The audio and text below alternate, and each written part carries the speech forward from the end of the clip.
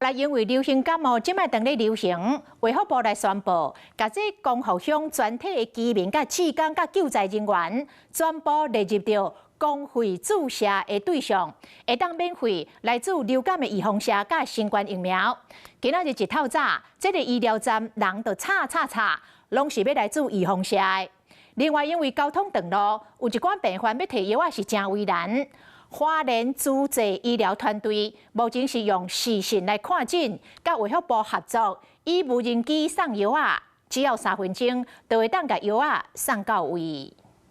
因为中央呢已经开放了公费的流感以及新冠疫苗的开打，在光复的这边呢，也希望可以提供给救灾人员以及灾民居民来优先施打。敢若是收容所的灾民，对象嘛包括来自全国的志工，因为国内流感身份，就惊病毒四界传。光复糖厂医疗站透早就来真济注疫苗的人，同时组织团队嘛扩大医疗支援。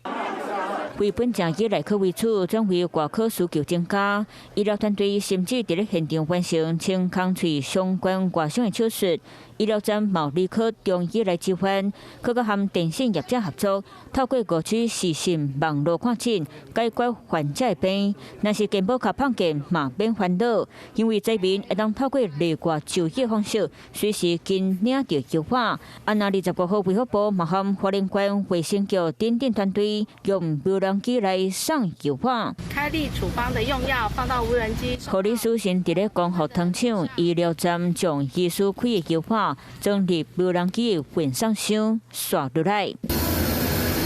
无人机起飞了后，敢若用3分钟就突破真济交通限制，真准把药款送到太保龙国小。就经过部落的护理师确认，成功将药款摕予患者。只不过，民进党立委李坤成认为，未来若是有特殊的状况，需要紧急用到药款，这个机制对真接强调。可能在地方政府在申请的程序上面，其实也不太清楚，就是说到底我们整个申请的程序是怎么样。然后还有我们在送药的过程当中，我们有这一个药师可以这一个视讯，药又怎么交付，那这个又是另外一个流程。我们运送过程当中，那也有可能会掉下来，有一些病患的个子，所以我这边如何最小化，或是用一些比较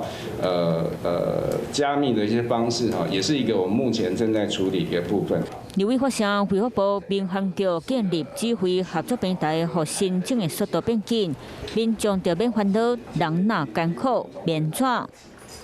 Hello， 大家好，我是林文。想要抢先掌握最及时的新闻资讯吗？赶快订阅、按赞、开启小铃铛，锁定华视新闻的 YouTube 频道。